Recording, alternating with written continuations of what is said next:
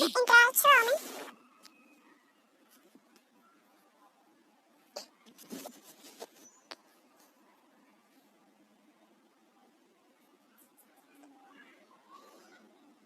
Ya después que entren, le van a dar a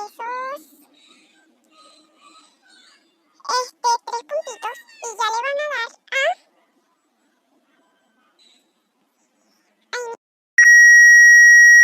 perdón, no era a los tres puntitos, le van a dar a ver canal.